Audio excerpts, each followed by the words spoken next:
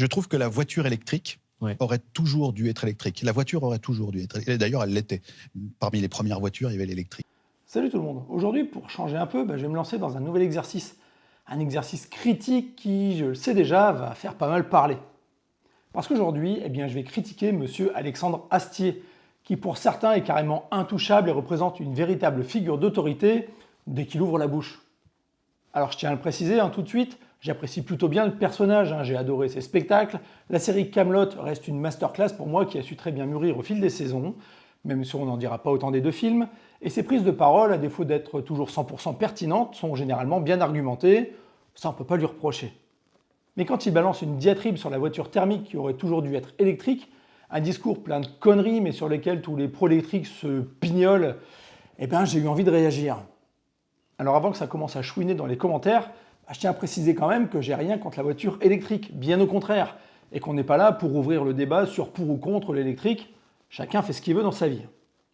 D'ailleurs, pour ceux qui connaissent ma chaîne depuis très longtemps, vous savez que j'ai roulé en électrique pendant des années et que j'ai même fait une vidéo qui explique pourquoi j'ai choisi d'arrêter et de revenir au thermique. Et d'ailleurs, je trouve qu'au quotidien, il est bien plus agréable de rouler en électrique qu'en thermique. Même si je passe ma vie à vous parler de vieilles bagnoles sur ma chaîne, il n'y a rien de contradictoire là-dedans, pour peu qu'on soit un petit peu ouvert d'esprit. Bref, revenons sur le discours d'Alexandre Astier, et avant même de critiquer ses arguments, on va remettre l'église au milieu du village. Parce que les fans d'Astier qui n'ont peut-être pas bien vu la vidéo vont peut-être être déçus, mais son argumentaire, il n'est pas de lui. Il l'admet même brièvement au début de l'interview en parlant d'un mec sur Internet.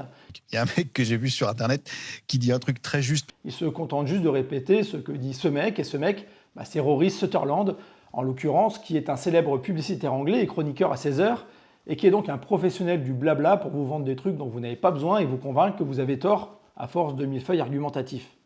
Let's imagine this in reverse, right, where all cars are electric and we're all nipping around in little electric cars and recharging. Donc vous l'avez compris, comme Rory, Astier parle bien, parle beaucoup, mais parfois il se contente juste de répéter sans réfléchir ce qu'on lui a mis dans le crâne, parce que c'est sûrement ce qu'il avait envie d'entendre. Alors on va reprendre tous ces arguments un par un. Juste, la voiture électrique, c'est incroyable. On est d'accord. Au-delà d'être un peu plus propre, etc. Pas que, je sais, mais quand même pas mal. Je veux dire, il y a 7 pièces mobiles dans une voiture électrique, parce que le moteur électrique est naturellement rotatif. Donc ça fait rouler des roues, et c'est absolument incroyable, et c'est fait pour ça. Alors là-dessus, il a à la fois tort et raison. Alors oui, le moteur électrique est plus simple et comporte moins de pièces en mouvement. On pourrait même rajouter qu'il est plus compact et plus léger, et par conséquent souvent plus fiable qu'une thermique. Et avant que vous disiez quoi que ce soit, je sais de quoi je parle, puisqu'aujourd'hui, je travaille pour une société d'autoroute et que le dépannage, ça fait partie de mon quotidien. Alors je peux vous dire que je vois très rarement passer des électriques en dépannage et encore moins brûler comme on l'entend souvent dans la bouche des anti-électriques. En écouter certains, on a l'impression que les voitures électriques prennent feu aussi facilement qu'un pétard un soir de 14 juillet. Par contre, je ne suis pas d'accord quand il dit que seul le moteur électrique est naturellement rotatif. Le moteur thermique aussi est rotatif. Il se contente juste de transformer le mouvement de translation verticale des pistons en rotation via le vilebrequin, voilà, c'est tout. Le moteur, c'est un ensemble, c'est pas juste des pistons qui montent et qui descendent. Mais oui, ça rend la mécanique plus complexe qu'un moteur électrique. Et c'est ça, je trouve, qui est incroyable personnellement. C'est incroyable de se dire qu'il y a presque 150 ans, on a imaginé un truc aussi complexe qui transforme le mouvement. Il n'y a rien d'incroyable de penser qu'un truc qui tourne en fasse tourner un autre. Bon, jusque-là, ça va encore, mais c'est à partir de maintenant que ça ne va plus tenir grand-chose. Mais imagine qu'on n'ait eu que des voitures électriques et qu'à un moment, il y a un mec qui dit « Les gars, j'ai trouvé un truc, c'est étonnant. En fait, on arrête l'électricité et en fait, par un système de pistons, on va faire des explosions à l'intérieur de cylindres et en fait, avec quelque chose comme 300 pièces, on va pouvoir refaire un mouvement rotatif à partir d'un mouvement rectiligne. » Et déjà, rien que là, rien ne va plus parce qu'il part d'un postulat de base complètement biaisé. Il dit « Si aujourd'hui, on décidait d'arrêter l'électrique pour faire des nouveaux moteurs qui marchent au pétrole et qu'il fallait tout créer de zéro, comme si dans notre société utopique, il n'y avait jamais eu de pétrole ni de charbon. » Alors on sait bien que c'est tout bonnement impossible et que même si on n'avait fait que des voitures électriques dès le départ, on n'en serait pas là sans l'industrie pétrochimique. Sans pétrole, c'est malheureux, mais c'est comme ça. Pas de bitume pour les routes, pas de caoutchouc synthétique pour les pneus et les durites du moteur, pas de plastique ou de tissu synthétique pour garnir les intérieurs, pas d'huile ni de graisse pour lubrifier tout ce qui tourne et qui frotte. Donc même sans besoin d'essence pour nos voitures, l'exploitation du pétrole aurait eu lieu quoi qu'il arrive et on serait quand même allé le chercher à l'autre bout du monde avec des bateaux et des pipelines. Et je doute aussi que pour exporter des voitures à l'étranger, il n'y aurait eu aucun bateau à batterie capable de transporter des centaines de voitures à travers les océans, et encore moins d'avions capables de faire le tour du monde avec des centaines de personnes à bord. L'avion électrique, on en est encore très loin. Et en gros, on serait encore comme en 1900. Et là où il fait le plus gros contre son camp, c'est quand il dit ça. Et en fait, ça pourra entraîner des roues et ça pourra faire des voitures qui marchent avec du pétrole. Donc avec des dinosaures fondus qu'on n'a pas dans nos pays, mais qu'on va aller chercher plus loin et qu'il faudra acheminer en pipeline jusqu'à nous. Parce que c'est bien connu que pour fabriquer les batteries, tous les pays ont assez de matières premières sur leur sol pour se passer des importations depuis l'étranger et qu'on n'a pas besoin de bousiller la planète pour ouvrir de nouvelles mines de terres rares un peu partout dans le monde. On me dit dans l'oreillette que c'est la Chine qui produit 60% des terres rares et que les 35% suivants sont produits par les États-Unis, la Birmanie, l'Australie et la Thaïlande. Et le reste du monde, il se contente des 5% restants. Enfin, ça, c'est en attendant que l'Afrique se réveille et qu'on vienne tout piller en échange de nos vieux diesels qui continueront à rouler là-bas encore pendant des années. Pour faire des voitures qui sont... Ah, mais elles sont plus rapides? Non, moins. Non, pas d'accord là aussi. Oui, l'électrique a sûrement plus de couple et accélère très fort. Mais plus rapide, certainement pas. D'ailleurs, il y a énormément de véhicules électriques qui sont bridés pour économiser la batterie. Ma Zoé ne pouvait pas dépasser les 140 et la i208 est bridée à 150. D'ailleurs, chez Peugeot, la i208 est la plus puissante du catalogue avec 136 chevaux, alors que la version thermique ne dépasse pas 110 chevaux avec un PureTech qui durera sûrement moins longtemps que son équivalent électrique d'ailleurs. Et puis quand on rajoute 80 000 € de malus à toutes les voitures thermiques un petit peu sportives, forcément ça limite la concurrence et ça étouffe le marché.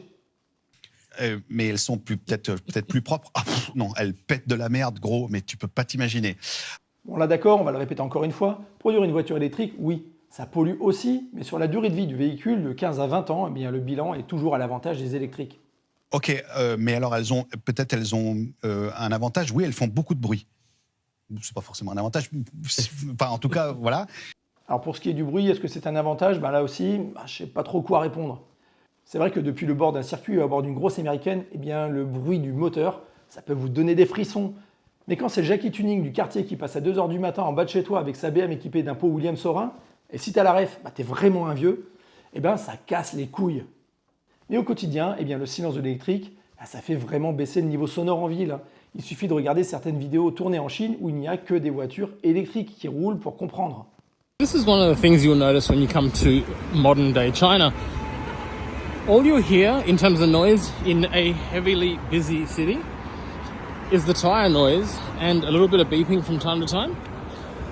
And outside of that, you might hear the occasional bus that has a diesel or a petrol engine. But because most cars are electric or hybrid, you get next to no noise. So it's a nice, peaceful, quiet city. Par contre, tu auras toujours un connard pour venir se jeter sous tes roues parce qu'il ne t'a pas entendu arriver. Mais ouais, faut ouvrir les yeux aussi, ça peut être utile des fois. Et puis, on pourra la recharger chez soi? Ah non, il faudra aller dans des endroits spéciaux dans lesquels on acheminera ce fameux pétrole, mais qu'il faut raffiner avant, parce qu'on ne peut pas l'utiliser comme ça. Là encore, M. Astier oublie que d'après l'INSEE, seuls 54% des Français habitent dans une maison individuelle. Et je suis même quasiment sûr que tout le monde n'a pas un garage où brancher sa prise pour recharger. Il y a encore combien de maisons de ville sans garage qui donnent directement sur le trottoir dans les petites rues de nos communes? C'est d'ailleurs une des raisons pour laquelle j'ai arrêté l'électrique. Parce que j'habite dans un immeuble, alors même si c'est un immeuble tout neuf, avec un parking souterrain, dans un éco-quartier qui est sorti de terre il y a moins de 5 ans, il n'y a aucune borne de recharge à moins de 3 km. Et ça va puer, ça va polluer, ça va forcément bousiller quand même pas mal la planète. Bon, sur cet argument, on ne peut pas épiloguer. La production de batteries, c'est connu et reconnu, ça n'a rien d'écologique non plus. La Chine en est le plus gros producteur et elles ne viennent pas de chez nous à dos de cheval non plus. Et toutes les tentatives de production en Europe sont en train de se casser la gueule d'ailleurs. Et puis admettons qu'on n'ait que des voitures électriques. Elle viendrait où toute cette électricité? Aujourd'hui, on a le nucléaire, le solaire, l'éolien, mais il y a encore 100 ans, on avait juste des centrales à charbon ou à mazout. Donc oui, on aurait roulé à l'électrique en cramant des millions de tonnes d'énergie fossile. En fait, on aurait juste déplacé le problème. Mais tout ça pour un truc qui est un peu moins bien. Alors de là à dire que c'est moins bien, là je serais plus nuancé parce que oui, la production de pétrole, ça n'a rien d'écolo, mais le pétrole ne sert pas qu'à faire tourner nos bagnoles, je le rappelle. Et faire la liste de tout ce qu'on fait à base de pétrole aujourd'hui, ça prendrait un peu plus que la journée. Et en plus, si aujourd'hui on devait remplacer du jour au lendemain toutes nos voitures, nos camions, nos avions par leurs équivalents électriques, nous n'aurions pas la capacité de production électrique suffisante. D'ailleurs, on n'aurait pas d'avion non plus. Alors déjà que depuis quelques années, on nous bassine pour éteindre nos appareils électriques à la maison la nuit, pour le bien de notre portefeuille bien sûr, hein, alors que c'est plutôt pour ne pas se retrouver en blackout suite à l'arrêt de certains réacteurs nucléaires par idéologie politique. Imaginez à quel point on serait dans la merde si on passait tout en électrique du jour au lendemain. Et je ne parle pas que des voitures. Bref, vous l'avez compris, cet argumentaire ne tient pas debout 2 minutes pour peu qu'on y réfléchisse un peu. Ça n'a aucun sens. Si les voitures thermiques se sont imposées, c'est justement que malgré un moteur plus simple, les électriques avaient un désavantage énorme, leur batterie justement. À l'époque, on ne connaissait que les batteries au plomb. Imaginez la quantité de métal qu'il aurait fallu miner partout dans le monde et importer pour produire ces batteries. Sans parler du poids et du volume que ça occupe bien sûr. Un réservoir d'essence, ça pèse 50 ou 60 kg quand il est plein et vous parcourez 1000 km. Quand une batterie pèse 500 kg, pour 400 km d'autonomie seulement en moyenne. Aujourd'hui, la moindre citadine pèse 1,5 tonne et souvent plus de 2 tonnes pour une familiale. C'est juste du poids mort à traîner. Et puis au début du XXe siècle, l'argument de recharger à la maison, ça ne tient pas non plus. Hein. Qui avait l'électricité chez soi à cette époque? Bon, vous allez me dire, les riches qui auraient eu les moyens de se payer une voiture électrique. Mais ça ne représentait qu'une infime partie de la population. Par contre, une Ford T, tout le monde pouvait se l'offrir. C'est d'ailleurs ce qui a fait la fortune de Ford d'ailleurs. Hein. Et même en habitant au fin fond de la campagne, on pouvait acheter de l'essence partout, dans n'importe quel commerce du village. D'ailleurs, si vous avez regardé la série Peaky Blinders, on voit parfois Tommy Shelby demander qu'on aille lui acheter des bidons d'essence parce qu'il doit partir à l'autre bout du pays. Ça aurait été difficile d'en faire autant en emportant des batteries de rechange dans le coffre. Et puis d'ailleurs, comment Citroën aurait pu promouvoir ses voitures en traversant l'Afrique et l'Asie si elles avaient été électriques? Je pense pas qu'il y avait un très bon réseau de recharge dans le coin à cette époque-là, et même encore aujourd'hui d'ailleurs. Bref, on va pas refaire le match aujourd'hui, mais c'est exactement à cause des mêmes arguments utilisés dans cette vidéo que l'électrique est rejeté en masse. On a voulu tout changer du jour au lendemain en vous crachant à la figure en prime. On a imposé un délai intenable à l'industrie automobile européenne pour se convertir à l'électrique, tout en lui rajoutant en permanence de nouvelles normes qui rebattent les cartes à chaque fois. En 10 ans, le prix moyen d'une voiture neuve a augmenté de 45% et a presque doublé depuis 2010, devenant de moins en moins accessible pour beaucoup de personnes qui se rabattent donc sur des vieilles thermiques faute de moyens. Nos élus, avides de plaire à un certain électorat il y a 10 ans, ont commencé à fermer des centrales nucléaires, reconnues aujourd'hui même par les écologistes comme étant les plus efficientes et les moins polluantes. Résultat, on nous demande d'éteindre nos appareils électriques la nuit pendant que l'Allemagne rallume ses centrales à charbon. Pour l'exemple, la centrale thermique de Neurath, en Rhénanie du Nord, en Allemagne, était considérée en 2019 comme le deuxième plus gros pollueur d'Europe avec 32,2 mégatonnes de CO2 par an, soit davantage que ce que génère la totalité du trafic aérien intérieur en France aujourd'hui. Le chancelier allemand Merz a même déclaré le 27 mars de cette année que si la crise énergétique déclenchée par la guerre au Moyen-Orient se prolongeait et provoquait des pénuries, son pays pourrait être amené à maintenir plus longtemps que prévu en activité ses centrales électriques à charbon. Il a même dit « Nous devons alimenter ce pays en électricité. Je ne suis pas prêt à mettre en péril le cœur de notre industrie simplement parce que nous avons opté pour des plans de sortie qui sont devenus irréalistes. » Et pendant ce temps-là, l'Inde se frotte les mains puisqu'elle vient de dépasser le milliard de tonnes de charbon sorties de ses mines, pendant que la Chine reste en haut du podium avec 4,5 milliards de tonnes et a prévu d'atteindre son pic de production de CO2 en 2030. Et puis est-ce vraiment plus vertueux de remplacer des puits de pétrole par des mines de terres rares? J'en suis pas vraiment sûr non plus. Bref, plutôt que de laisser le temps à nos industriels de se retourner et de mettre en place de nouvelles technologies, on a poussé l'électrique au forceps en nous expliquant qu'on est de gros pollueurs pas gentils pour la planète, mais que de toute façon, la voiture que tu achètes aujourd'hui sera obsolète dans 2 ans, car il y aura des nouvelles batteries qui se chargent plus rapidement, avec de nouvelles normes et sûrement des nouvelles taxes aussi. Parce que oui, il ne faut pas l'oublier, les taxes sur les carburants, ça rapporte des milliards d'euros à l'État tous les ans. Des milliards dont il n'est pas prêt de se passer aussi facilement que ça, et donc va bien falloir compenser à un moment ou à un autre.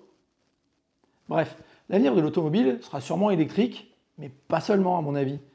Mais tout ce dont on peut se rendre compte aujourd'hui, c'est qu'on a tiré une balle dans le pied de notre industrie automobile européenne et qu'elle ne s'est jamais aussi mal portée. Et ce, en grande partie à cause de cette transition énergétique menée à la truelle européenne. Bon allez, on va s'arrêter là pour aujourd'hui, je pense que j'en ai assez dit. Alors je vous laisse en débattre dans les commentaires et moi, je vais retourner à mes vieilles bagnoles qui polluent mais que j'aime tellement. Allez, tchuss!